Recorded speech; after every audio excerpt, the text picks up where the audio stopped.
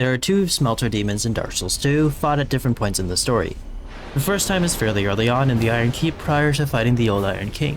The second time is as an optional multiplayer balanced boss in the Crown of the Ivory King DLC. There are minor differences between the two versions. The one in the Iron Keep glows orange and deals fire damage, while the one in the DLC is blue and deals magic damage. The blue one also attacks faster, which makes sense as it's supposed to be harder. When the demon powers up its sword, the magic version gets a larger range than the fire one. They mostly have the same attacks, which all involve that sword. Its most common combo is one where it slashes its sword 3 times, and then on the 3rd time it jumps into the air to follow it up with a stab downward. If there are players nearby, it'll follow it up with one more explosion, which teaches players to not get too greedy. You have to let it finish the combo before attacking. Perhaps the most annoying aspect of both fights is that it'll power itself up multiple times and do progressively more proximity-based damage over time. Unlike Aldia, however, the damage is much more manageable. In Nightreign, they tried to bridge the gap between the two versions of the Smelter Demon. They made it attack about the same speed as the blue one, but the Nightfares in general are a lot faster than the Chosen Undead, so its speed doesn't feel as different to the players.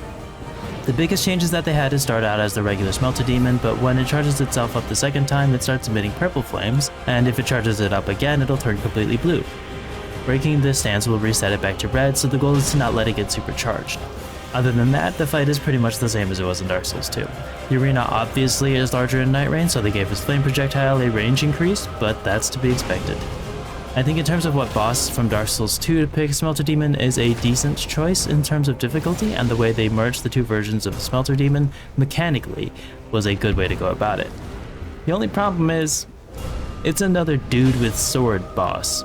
Granted, it is the only returning dude with a sword boss from all the 3 Dark Souls games, I don't count Dancer, so it's not egregious. I still think Dark Lurker would have been a cooler pick.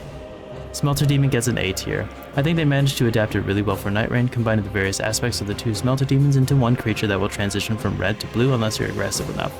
Would I have preferred other bosses? Sure, but Smelter Demon always felt like a boss that was never really unfair to me. It has solid tells and hitboxes that aren't too bad given the game that it's from. It's got one semi-annoying mechanic, but it's more of a nuisance than a deal breaker. That's a good fit. And that's a wrap for Dark Souls 2. I've been putting out videos daily for 36 days now, as that's how many Dark Souls 2 bosses in Nightreign videos there are. I'm gonna take a break. My plan is to get the supercut out in a few days and then relax until sometime in December when I'll come back with the Dark Souls 3 bosses in Nightreign videos. I'm most excited for those ones as it's my favorite game by FromSoftware. If you enjoyed this series, make sure to share it around. Commenting and liking it is fine, but really spreading the word about it helps it reach a wider audience. I still appreciate any form of feedback you give though, so don't stop doing those other things.